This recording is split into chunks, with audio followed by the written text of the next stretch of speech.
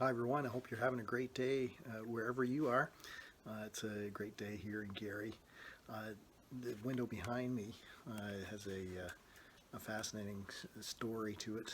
Someday I'll share that with you, but was produced in St. John at the Cuppins studio, and Mr. Cuppins has quite a fascinating background.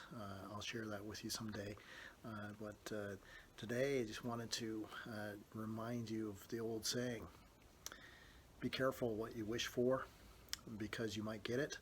That is certainly the case as I read through in the early part of 1 Samuel. And the Lord shows us the importance of trusting Him and not trusting in our own thoughts and our own ways.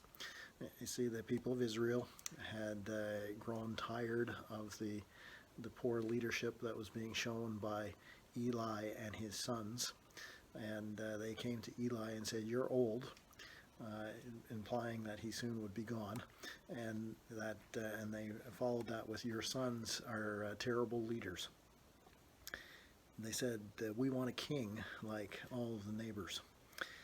You see, they wanted a king that would make them like the other nations around them, a king who would provide the leadership to their nation and go out and fight their battles for them. Now, not that God had prohibitions against them having a king, but his point always to them was through his prophets, through the word of the law, was simply that their king needed to be different, different than the neighbor kings.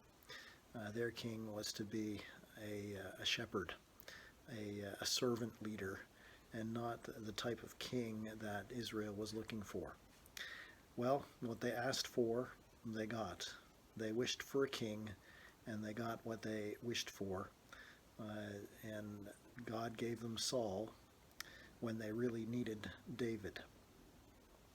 As we read on, we realize that Saul was not the king that Israel needed, and that Saul, although he was a fine specimen and who was certainly looked like a capable leader, was not the leader that they needed or that they really wanted.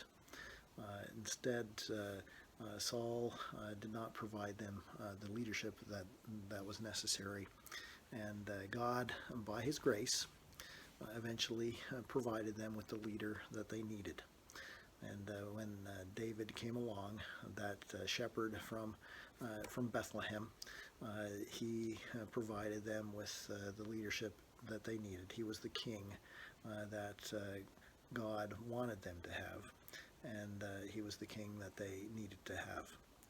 It reminds me that age-old truth that God is the one who knows what we need, and that we should always be seeking Him and seeking what He wants for us.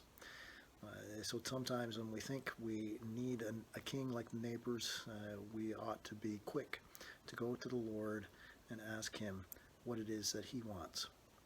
Because He doesn't want Saul, He wants David for us. Hope you're having a great day. God bless you.